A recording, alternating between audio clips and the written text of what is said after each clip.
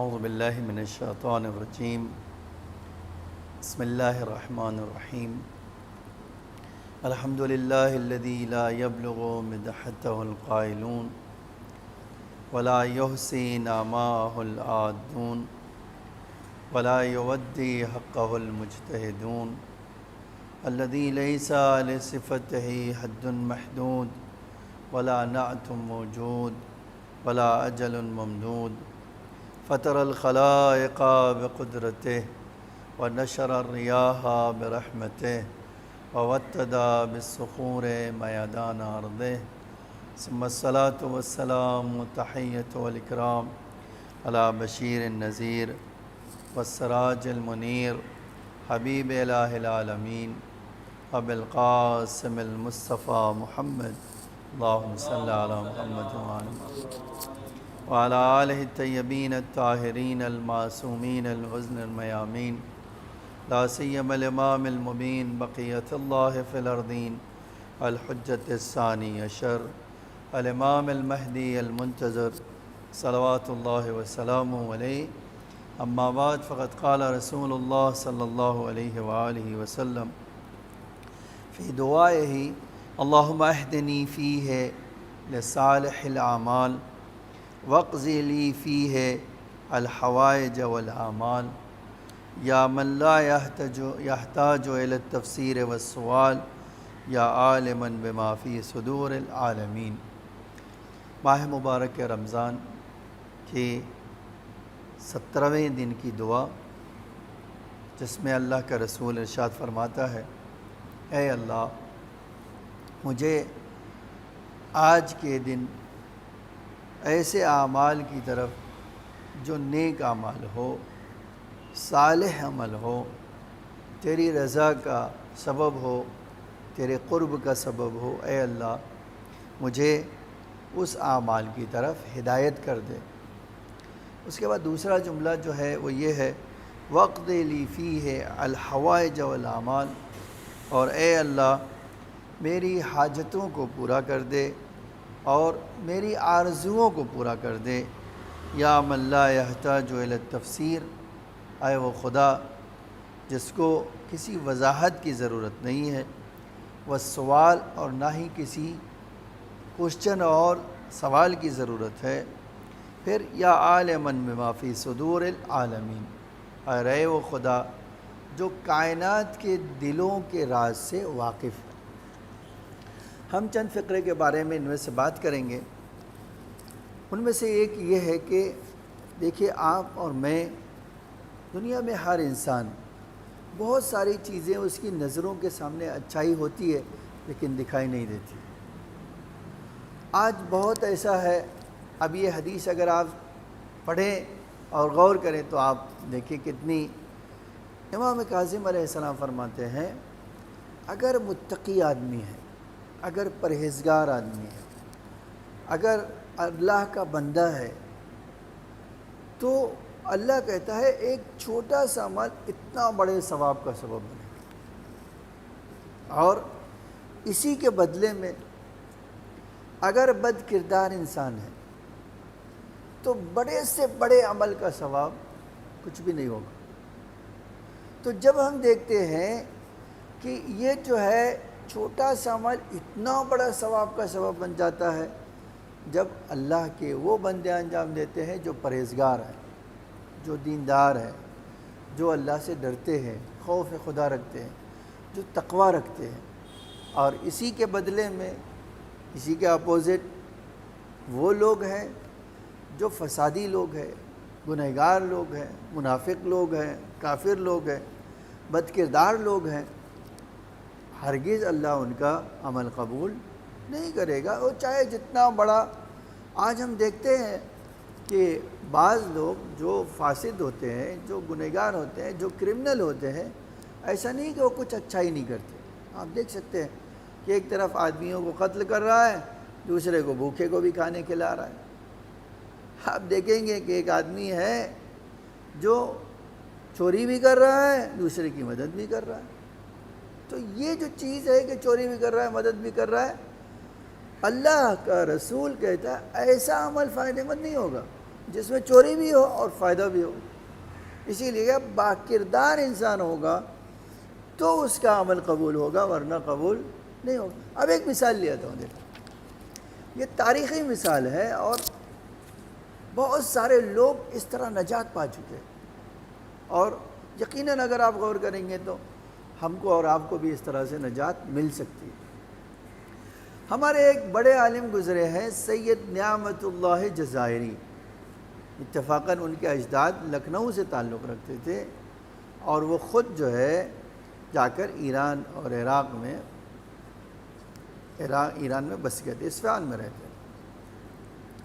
ان کے بارے ملتا ہے کہ ان کے استاد تھے علامہ مجلسی. ان کے استاد سید نعمت اللہ جزائری کے استاد تھے علامہ مجلسی. علامہ مجلسی ایک ایسے عالم ہیں جن کا آج پورے عالم تشیع میں کوئی ایسا نہیں ہے جو ان کو نہ پہچانتا.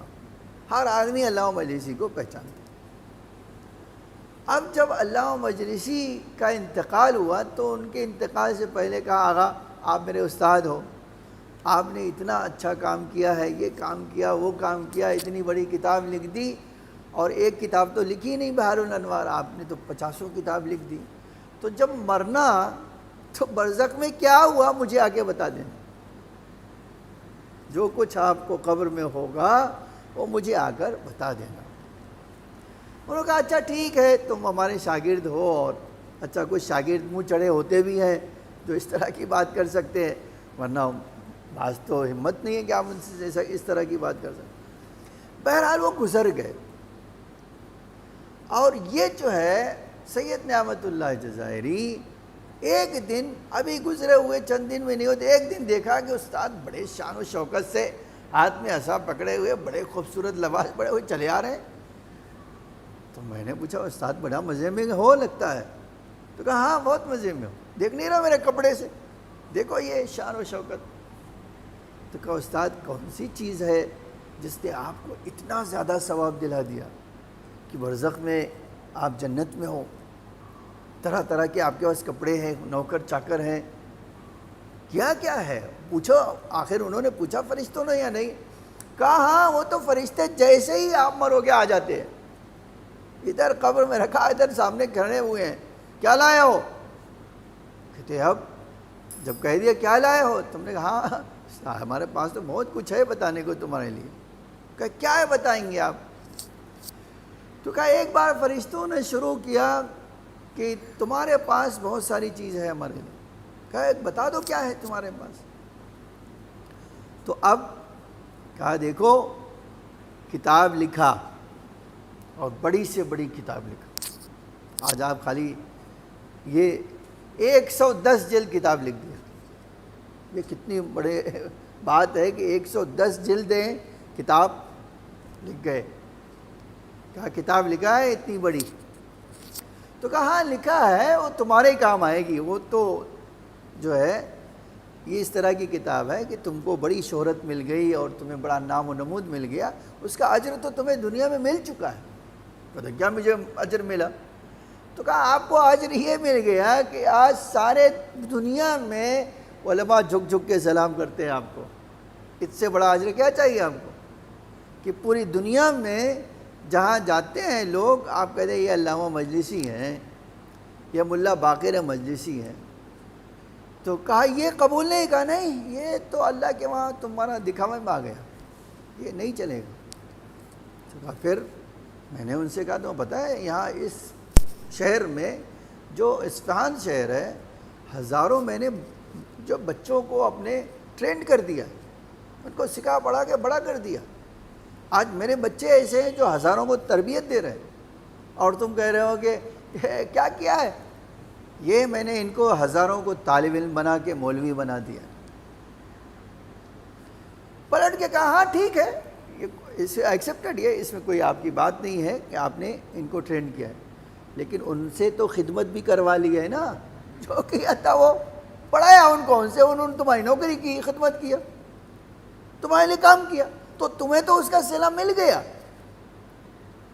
کہتے آپ اللہ مجلسی کہتے ہیں میں نے اب ان کو گنانا شروع کیا، اور وہ کچھ نہ کچھ اس میں حاشیہ لگا دیتے تھے ایک جو ہے اس میں جو ہے ایک اعتراض جتا دیتے تھے. اب میں نے سوچا اب ان سے کیا کہوں، ایک ایک ایک کر کے میں نے بیان کرنا شروع کیا اور وہ کچھ نہ کچھ کہہ دیتے تھے کہ نہیں یہ نہیں چلے گا. تو ایک بار میں نے کہا تو پتہ میں نے بہت سارے اس طرح کا کام کیا جس کو میں اور اللہ جانتا ہے. کہا ایک بتا دو، ہم تو 10 نہیں پوچھ رہے، ایک بتا دو. اچھا آپ اتنے بڑے، کہا ایک، ٹھیک ہے تم سننا چاہتے ہو تو میں سنائی دیتا ہوں، چلو. کہا ایک دن میں ادھر نماز پڑھا کے نکلا، دیکھا ایک مسکین کو کئی لوگ مار رہے ہیں بے تحاشا، غریب آدمی کو پٹائی کر رہے ہیں. میں اس کے پاس کیا بات ہے، کیوں مار رہے ہو؟ تو وہ مارنے والوں نے کہا کہ اپنے دل کو ٹھنڈا کر رہے ہیں اس کو مار کے. آخری اس بیچارے نے کیا کیا، اپنے دل کو ٹھنڈا کر رہے ہو. کہا اس نے ہمارا بہت سارا پیسہ کھا لیا، اب جب مانگتے ہیں تو کہتا ہے نہیں ہمارے پاس، تو پیسے تو ملنے والے نہیں ہیں، کم سے کم اپنے کلیجے کو ٹھنڈا کر لیں مار مار کے. تو ہم اس کو اسی لیے مار رہے ہیں کہ ہمارے دل کو تھوڑا سا سکون مل جائے کہ ہم نے اس کی پٹائی تو کر لی. اللہ مجلسی نے کہا، میں نے ان سے کہا نہیں اس کو چھوڑو، آؤ میں تمہارا اس کا قرض ادا کروں،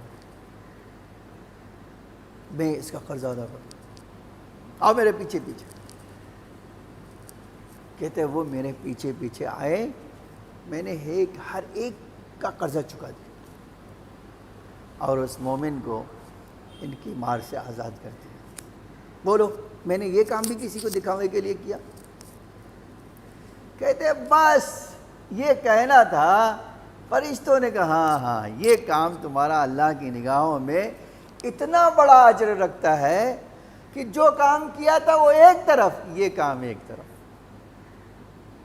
اس کام کے بدلے میں جو تم نے اس بندے خدا کی مدد کی ہے، اس کو پٹنے سے بچایا ہے اور اس کا قرضہ ادا کر دیا، اللہ کو اتنا پسند آیا، کہا کہ ان کو ہماری طرف سے جنت دے دو.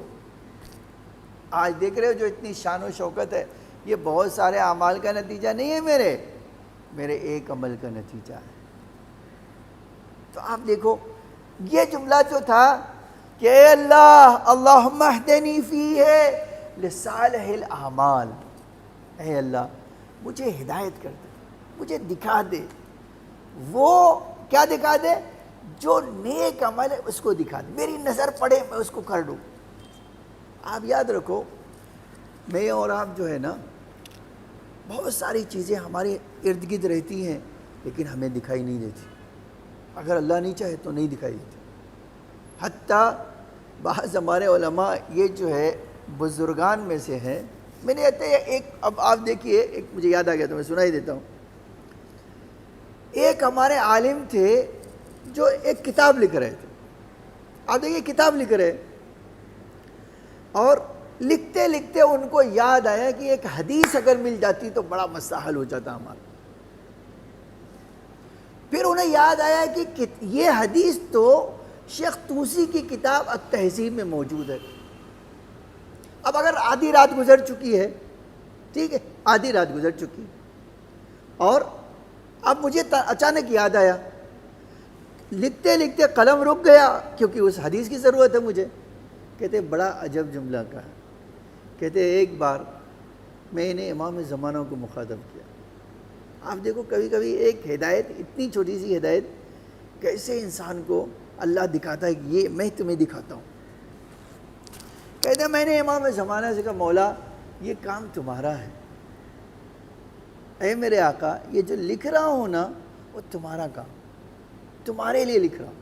اے میرے آقا یہ صرف آپ کے لیے لکھ رہا ہوں تاکہ آپ کے شیعوں کا عقیدہ مضبوط کر سکوں، ان کے دل کو سنبھال سکوں، ان کے دشمنوں کو جواب دے سکوں. اے میرے آقا اب 1 بجے رات کو میں کس کی لائبریری میں جاؤں، کس سے فریاد کرنے جاؤں؟ اے میرے آقا مجھے وہ حدیث دکھا دو. کہتے عجب یہ ہے کہ فوراً ادھر میں نے یہ دعا کی، فوراً ذہن میں خیال آیا جیسے کہ جو تمہارے وہاں کتابوں کا ڈھیر ہے نا اسی میں تو ہے وہ، اور تم پھینکنے کے لیے اس کو رکھا ہے تم نے، جاؤ دیکھو اس میں ہے. تو وہ پہلے تو دماغ میں جیسے ہی یہ آئے کہ بھئی وہ کچرے میں پھینکنے کے لیے میں نے دریا میں ڈالنے کے لیے رکھا ہے، اس میں کیسے یہ ہو سکتا ہے؟ پھر سے دماغ نے کہا نہیں ہے، جاؤ دیکھو۔ کہتے اللہ کی قسم میں حیران رہ گیا، جیسے ہی گیا وہاں وہ اوراق کے درمیان دیکھنے کے لیے، دیکھا سامنے ہی وہ پیپر پڑا ہوا ہے جس کو مجھے وہ حدیث چاہیے تھی۔ کہتے وہ اب تو مجھے یقین ہی نہیں آتا تھا کہ بھئی اس وقت رات کو میں نے 1 سیکنڈ کے لیے کہا مولا، اور ادھر وہ کتاب کی طرف مجھے رہنمائی میں لے آیا، کتاب سے لکھا۔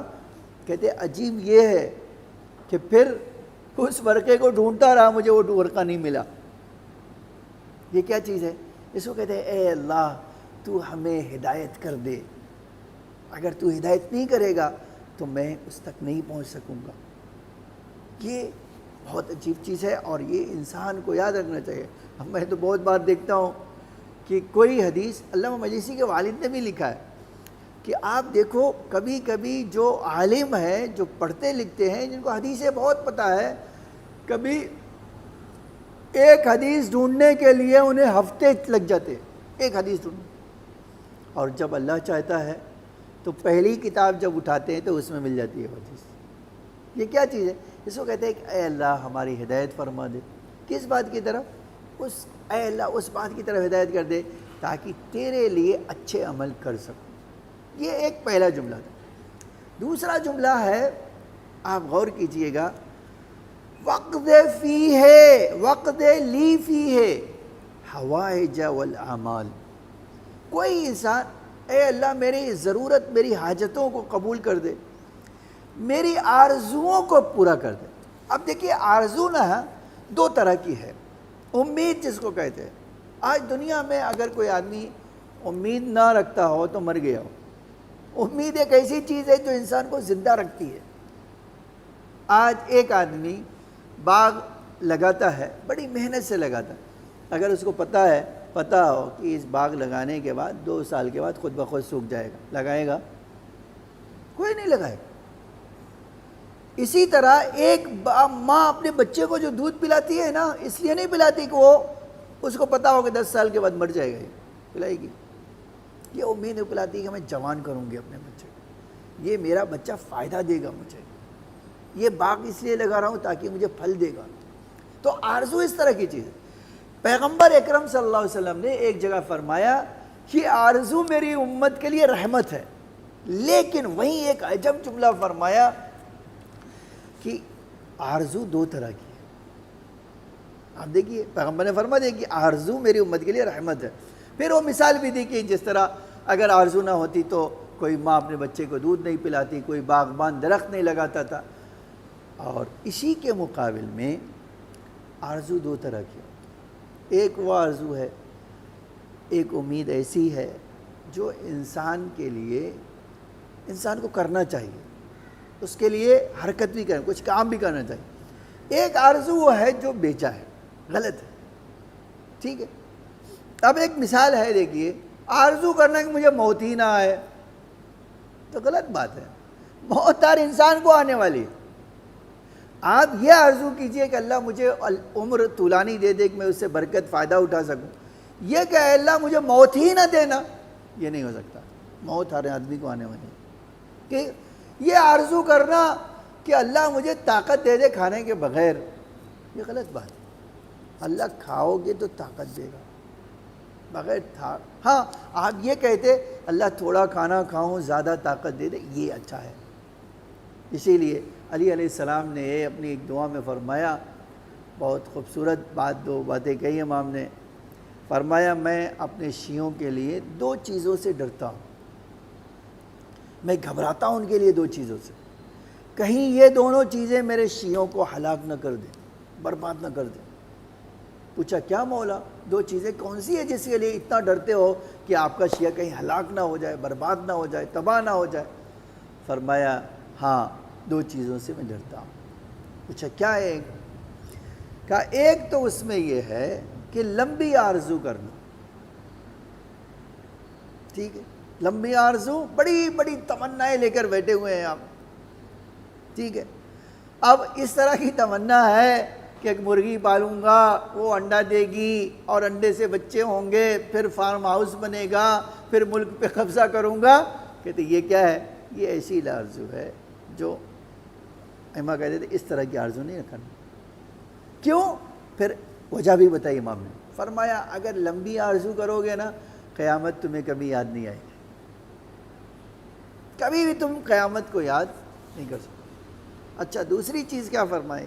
آپ دیکھیے دوسری چیز فرمائے کہ ہوا ہوس کا شکار نہ ہونا، بہت خواہشات کے پیچھے نہیں بھاگنا. پوچھا کیوں؟ کہا اس لیے کہ جب کوئی آدمی اپنا شوق اور خواہش پوری کرنے کے لیے نکلتا ہے نا تو اسے حق و ناحق یاد نہیں رہتا. مجھے چاہیے بس. آج آپ دیکھو اسی دنیا میں آپ دیکھ سکتے ہو، ایک آدمی کو موبائل کی خواہش پیدا ہو گئی تو کیا کرتا ہے؟ اسمارٹ فون کرنے کے لیے بڑے خاندان کے چشم و چراغ ہیں، کروڑوں پتی ہیں باپ، لیکن چوری کر رہے ہیں. کیوں؟ تاکہ وہ مہنگا موبائل خرید سکے. اس کو کہتے ہیں حق سے. یہ خواہشات کیا کرے گی؟ حق سے دور کر دے گی انسان. تو اسی لیے اللہ ہر آدمی کی حاجت پوری کرتا ہے، نو ڈاؤٹ پوری کرتا ہی ہے. اللہ نہیں کرے گا تو کرے گا کون؟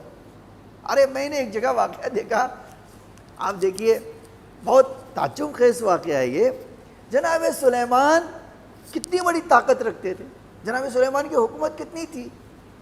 سورہ سبا، سورہ نمل، کتنی سورہ پڑھ لیجئے جس میں اللہ نے ان کی سلطنت اور ان کی حکومت کا ذکر کیا ہے. لیکن اسی میں ایک سال جناب سلیمان کی حکومت میں قحط پڑ گئے، بارش بند ہو گئی، نہیں آئی. پوری حکومت کے لوگ جناب سلیمان کے پاس جمع ہو گئے. اے نبی خدا آپ دعا کرو کہ اللہ ہمیں بارش دے، ورنہ ہم ہی مریں گے، ہمارے جانور، ہمارے کھیت، ہمارے درخت باغ سب سوکھ جائیں گے، خراب ہو جائیں گے. جناب سلیمان نے کہا کہ اچھا ٹھیک ہے، میں کل صبح نماز کے بعد تمہارے لیے دعا کروں. آنا تم سب، ہم نماز پڑھنے کے لیے بیابان میں جائیں گے، نماز استسقاء پڑھیں گے اور بارش آئے گی. صبح دوسرے دن وہ لوگ پورے لوگ آ کے جمع ہو گئے. اے نبی خدا چلیے. کہاں؟ نماز استسقاء پڑھنے کے لیے آپ نے کہا تھا، ہم کل صبح جائیں گے. ہاں. جناب سلیمان نے کہا ٹھیک ہے. جناب سلیمان نکلے، پورے اپنے امتیوں کو لے کر جنگل کی طرف جا رہے تھے. اچانک جناب سلیمان نے کہا جاؤ واپس چلے جاؤ اپنے گھروں. تو کسی کو بھی تعجب ہوگا، پورے اتنے سارے لوگوں کو جمع کر لیا کہ ہم نماز کے بعد نماز استسقاء پڑھیں گے اور دعا کریں گے بارش کی، اور آپ کہہ رہے ہیں آپ جاؤ. کہا میں کہہ رہا ہوں جاؤ اپنے اپنے گھروں. پوچھا کیوں؟ بڑا عجب جملہ فرمایا. یہ ہے اللہ کی حاجت روائی، یہ ہے اللہ کا رازق ہونا. کہا میں دیکھ رہا ہوں تم سے پہلے یہ چونٹیاں ایک بلندی پہ کھڑی ہوئی ہیں، اپنے پیر نیچے اور ہاتھ اوپر کر کے آسمان کی طرف، کہہ رہی ہیں اے اللہ کسی کے گناہ کی سزا ہمیں کیوں؟ اے اللہ ہم بھی تو تیری مخلوق ہیں، ہم بھی تو تیری روزی کے محتاج ہیں، ہم کو بھی تو ہی روزی دیتا ہے. تو اے اللہ یہ انسانوں کی غلطی سے بارش بند ہو جائے تو ہماری روزی کیوں بند ہو؟ اے اللہ بارش برسا دے تاکہ ہماری روزی ہمیں مل جائے. جناب سلیمان نے کہا جاؤ، اب تم چاہو یا نہ چاہو تو بھی بارش ہوگی. کیوں؟ اس لیے کہ خداوند عالم نے اس مخلوق کی بنا پر تمہیں بھی پانی سے سیراب کر دے گا. اور آج تاریخ کہتی ہے، یہ سب ہمارے ائمہ روایت کرتے تھے، کہتے ہیں کہ اتنی بارش ہوئی کہ اس سے پہلے کبھی اتنی بارش نہیں ہوئی تھی. تو اللہ روزی کس کو؟ اتنی چھوٹی سی مخلوق کی فریاد کو پہنچتا ہے. تو آپ اگر دعا کرو گے تو نہیں پہنچے گا، یہ ہو نہیں سکتا. بس اسی لیے ضروری ہے کہ دعا کرتے وقت جب آپ اور میں دعا کریں تو اس دعا میں خلوص شامل ہو. اے اللہ تیرے علاوہ کون ہمیں روزی دینے والا؟ اے اللہ کون اپنے تیرے بندے کی فریاد کو پہنچنے والا ہے؟ کون انہیں اس جب بے کسی اور بے چارگی سے باہر نکالنے والا؟ آج آپ دیکھ لو جو حالات ہیں، کون ہے ہمیں بے کسی سے باہر نکال سکتا سوائے خدا کے؟ ہے کوئی؟ اسی لیے جب بندہ اپنی بارگاہ خدا کی بارگاہ میں جاتا ہے، اے اللہ تو اپنے ضعیف اور کمزور بندے پہ رحم فرما، تو خداوند عالم اس کو باہر نکال دیتا ہے. ایک واقعہ اور نقل کرتا ہوں اور یہی بات سمیٹ لیتا ہوں. اور یاد رکھیے اس کے بعد والا جملہ یہ ہے کہ یا من لا یحتاج الی التفسیر والسوال. اللہ ہماری حاجتوں کو ہمارے دل سے جانتا ہے, اس کی وضاحت کرنے کی ضرورت نہیں, مانگنے کی ضرورت نہیں ہے, لیکن ہم مانگتے اس لیے ہیں تاکہ اس کی اچھے بندے ہونے کا پتہ دے سکے, ورنہ اللہ ہمارے دل کی بات کو جانتا. ایک بت پرست تھا, 70 سال کی عمر ہو گئی بت پرستی کرتے ہوئے, اللہ کو نہیں مانتا. وہ کیا کر رہا ہے؟ بت کے سامنے سر جھکاتا ہے, اس کی عبادت کرتا ہے. ایک حاجت پیش آئی, کبھی انسان کی زندگی میں آتا ہے, اس کو ایک مصیبت آ گئی تو اس نے سوچا اب کیا کروں, گیا بت کے سامنے تسبیح پڑھتا تھا نام لے کر. آج جیسے ہے نا جب مالا جپتے ہیں آپ کے تو ہندوستان میں, ہمارے ہندوستان میں تو دکھتا ہی دیتے. کوئی جواب نہیں ملا. جب کوئی جواب نہیں ملا تو بڑا عجب ہے, اس نے وہ بت خانے سے باہر نکلا اور آسمان کی طرف آنکھ اٹھایا, سر اٹھایا, یا سمد, اے بے نیاز خدا, میں تیرا محتاج بندہ ہوں, میری فریاد کو سن لے. ملائکہ کہتے ہیں اللہ نے 2 بار لبیک لبیک کہا. جب 2 بار لبیک لبیک کہا تو فرشتوں نے کہا اللہ وہ جو لبیک لبیک کہہ رہا ہے نا وہ 70 سال سے بت پرست ہے, ایک بار بھی اس نے تیرے سامنے سجدہ نہیں کیا ہے, اور آج بھی وہ تسبیح پڑھ کے نکلا ہے اس بت کے لیے, اور ایک بار سر اٹھا کے کہہ دیا یا سمجھ, بس تو اسے لبیک لبیک کہہ رہا ہے, حاجت پوری کر رہا ہے. عجب جواب دیا. خدا نے فرشتوں سے مخاطب کر کے کہا تم لوگ چپ رہو, تمہارے پاس عقل نہیں ہے, تمہارے پاس سوجھ بوجھ نہیں ہے, یہ میرا بندہ ہے, وہ جاہل ہے, وہ نادان ہے, اس کو نہیں سمجھ میں آتا ہے تو بت پرستی کرتا ہے, لیکن وہ ہے تو میرا بندہ, میں نے اس کو پیدا کیا ہے. اب اگر میں پناہ نہیں دوں گا تو کون دے گا اس کو, اگر میں اس کی مصیبت پر نہیں پہنچوں گا کون پہنچے گا. تو جو خدا اس پرست کو اس کے خالی ایک بار دل سے کہنے کی بنا پر لبیک لبیک کہہ رہا ہے, اگر ہم مومن ہو کر اللہ کے سامنے جائیں تو کیوں کر یہ ہو سکتا ہے کہ اللہ ہماری دعا قبول نہ کرے. بس اللہ کی بارگاہ میں ایک بار جانے کی ضرورت ہے, ہاتھ اٹھا کر دعا شکستہ دل سے کہنے کی ضرورت ہے, اے اللہ اپنے کمزور بندوں پہ رحم فرما. اے اللہ اگر تو رحم نہیں فرمائے گا تو یہ تیرے بندے ہم کہاں جائیں گے. آپ یقین جانیں خدا آپ پر اور مجھ پر سب پر رحمت نازل کرے گا اور ہماری حاجتوں کو بھی پورا کرے گا. آپ دیکھو ایک دعا ہم کرتے ہیں, ایک دعا آپ دیکھو کربلا میں امام حسین نے کیا. عجب جملہ ہے. میں جب یہ جملہ پڑھتا ہوں کہ امام حسین دعا کر رہے تو کیسی دعا کر رہے. بعض روایت امام حسین کی بہت ساری دعائیں کربلا میں موجود ہے, اس میں ایک دعا یہ بھی ہے, امام آخری سجدے کے لیے سر رکھتے ہیں. کیسا منظر ہے. آپ خالی جناب میر انیس کا یہ کوئی شعر پڑھ لے, 3600 تھے زخم تنے پاش پاش پر, زینب نکل حسین تڑپتا ہے خاک پر. یہ کافی ہے صرف آقا کی مصیبت کو بتانے کے لیے. ایسی صورت میں سجدے میں جانا اور سجدے میں جا کر یہ کہنا یا غیاث المستغیثین, اے فریاد کرنے والوں کی فریاد کو پہنچنے والے, میں تیری بارگاہ میں حاضر ہوں, میرے پاس تیرے علاوہ کوئی سہارا نہیں ہے. اے اللہ حسین کی آرزو, حسین کی تمنا, اب مجھے نہیں پتا اس وقت آقا کے ذہن میں کون کون سی حاجت تھی, لیکن یہ تو ضرور رہی ہوگی کہ میرے بچے اے اللہ تیرے حوالے کر کے جا رہا ہوں, میری یتیمہ تیرے حوالے کر کے جا رہے ہوں, میری زینب تیرے حوالے کر کے جا رہا ہوں. آپ کبھی سوچیں جو بچے جتنے ناز سے پلتے ہیں انہیں جب مصیبت آتی ہے تو اتنا ہی درد کا احساس کرتے ہیں. کبھی آپ سوچیں امام نے کیا اپنے بچوں کے لیے دعا نہ کیا ہوگا؟ یقیناً دعا کیا ہوگا، اور جب بھی کوڑے لگتے رہے ہوں گے حسین کی آنکھوں کے سامنے تو یقیناً حسین فریاد کرتے ہوں گے، اے اللہ میری یہ یتیمہ ہے، کس کس امتحان سے گزرے گی۔ الا لعنت اللہ علی القوم الظالمین۔ سیعلم الذین ظلموا ایام منقلب ینقلبون۔